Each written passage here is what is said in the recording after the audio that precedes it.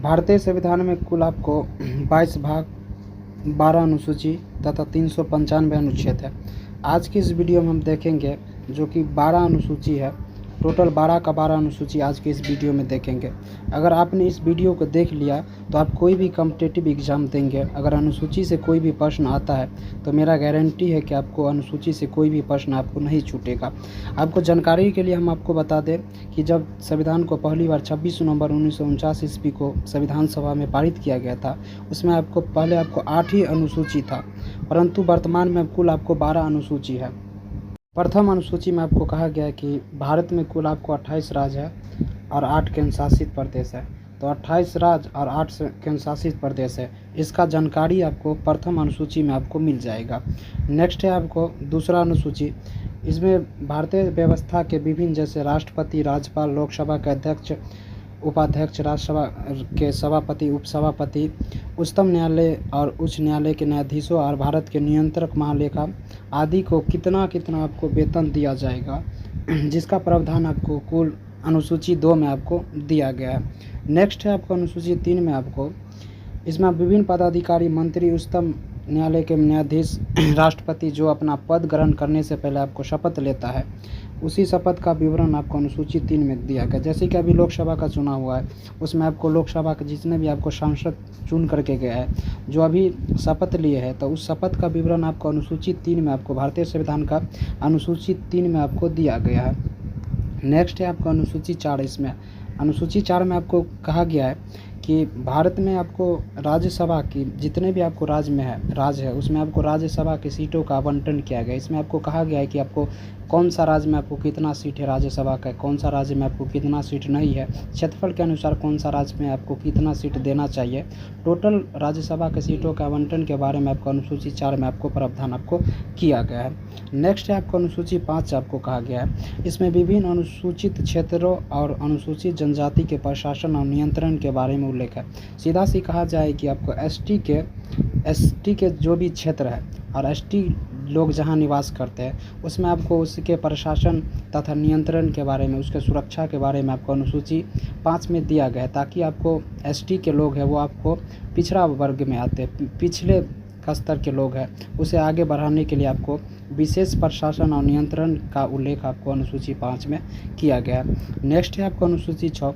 अनुसूची 6 इसमें कहा गया है कि असम, मेघालय, त्रिपुरा और मिजोरम राज्यों के जनजातीय क्षेत्र के प्रशासन के में प्रावधान किया गया। पूर्वोत्तर राज्य में असम, मेघालय, त्रिपुरा, मिजोरम आते हैं, जो कि पूरा ही कम विकसित है। इसे विकसित बनाने के लिए भारतीय संविधान द्वारा आपको इसमें आपको असम, मेघालय, त्रिपुरा, मिजोरम का आपको जनजाति के प्रशासन के बारे में आपको प्रावधान किया गया है। इसे असम, मेघालय, त्रिपुरा, मिजोरम को कभी कभी कोई भी एग्ज़ाम में आपको डायरेक्ट पूछ दिया जाता है कि अनुसूची 6 से इनमें से कौन सा राज्य संबंधित है, जिसका ट्रिक है आपको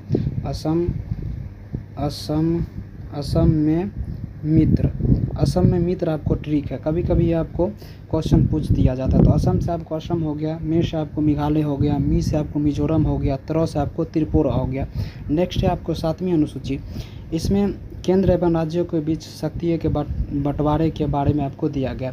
आपको सीधा सी बात बता दी कि जैसे आपको केंद्र सरकार आपको भारत में है, तो भारत बहुत बड़ा देश है, जिसमें आपको टोटल केंद्र सरकार सिर्फ किसी भी कार्य को आपको केंद्र सरकार के द्वारा आपको पॉसिबल नहीं है, इसलिए आपको राज्य सरकार तथा केंद्र सरकार के बीच आपको समझौता के साथ अपना शक्ति को आपको बांटा जाता है, जो कि इसमें आपको कुल आपको 3 सूची दिया गया है। पहला आपको संघ सूची है, दूसरा राज्य सूची है, तीसरा समवर्ती सूची है, चौथा आपको अवशिष्ट सूची है। पहला आपको संघ सूची है। संघ सूची में आपको केंद्र सरकार कानून बनाता है। दूसरा आपको राज्य सूची है, जो कि राज्य सरकार कानून बनाता है, इस पे अधिकार आपको राज्य सरकार का होता है। तीसरा आपको समवर्ती सूची में केंद्र सरकार तथा राज्य सरकार दोनों मिलकर के कानून बनाता है और इस पे आपको दोनों का अधिकार होता है। चौथा है आपको अवशिष्ट सूची का मतलब है कि जब संविधान लागू हुआ उसके बाद जो भी चीज़ बना या भारत में प्रवेश किया, उसका उल्लेख आपको अवशिष्ट सूची में किया गया है। जैसे कि आपको डिजिटल समय में जो भी जैसे फ़ोन पे, पेटीएम इत्यादि आपको इसी अवशिष्ट सूची में आपको शामिल है। नेक्स्ट है आपको 8वीं अनुसूची। 8वीं अनुसूची में आपको इसमें भारत की 22 भाषाओं का उल्लेख किया गया है। मूल रूप से 8वीं अनुसूची में कुल आपको 14 ही भाषा था, लेकिन 21वां संविधान संशोधन 1967 के द्वारा आपको सिंधी भाषा को जोड़ा गया। उसके बाद आपको 71वां संविधान संशोधन 1992 के द्वारा आपको मणिपुरी, कोंकणी तथा नेपाली भाषा को जोड़ा गया। उसके बाद आपको 92वां संविधान संशोधन के द्वारा आपको मैथिली, संथाली, डोगरी, उसके बाद बोडो भाषा को जोड़ा गया। उसके बाद टोटल आपको 22 भाषा अभी वर्तमान में 8वीं अनुसूची में है। नेक्स्ट है आपको 9वीं अनुसूची है।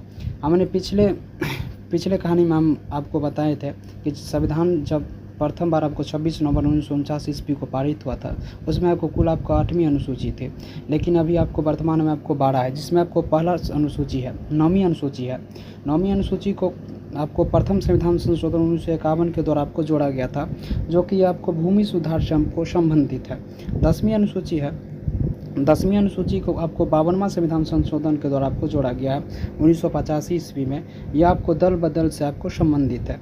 नेक्स्ट है आपको 11वीं अनुसूची। 11वीं अनुसूची का आपको 73वां संविधान संशोधन द्वारा आपको जोड़ा गया, जो कि पंचायती राज व्यवस्था से आपको संबंधित है। आपको पंचायती राज व्यवस्था से संबंधित है, और यह पंचायती राज व्यवस्था को आपको 29 विषय आपको प्रदान किया गया है पंचायत को आपको कार्य करने के लिए। नेक्स्ट है आपको 12वां अनुसूची। 12वां अनुसूची में आपको 12वां अनुसूची को आपको 74वां संविधान संशोधन 1993 के द्वारा जोड़ा गया है। इसमें शहरी क्षेत्र की स्थानीय स्वशासन संस्थाओं को कार्य करने के लिए आपको 18 विषय आपको प्रदान किया गया। आज की इस वीडियो में हमने देखा टोटल आपको 12 का 12 अनुसूची। अगर आपको वीडियो पसंद आया तो हमारे इस यूट्यूब चैनल को सब्सक्राइब कर लें, साथ में हमारे इस वीडियो को लाइक कर दें। ऐसे ही आपको वीडियो देखने के लिए हमारे इस यूट्यूब चैनल को सब्सक्राइब कर लें, ताकि हम रोज़ आपको ऐसे ही वीडियो आपको अपलोड करें और आप सबसे पहले देख सकें।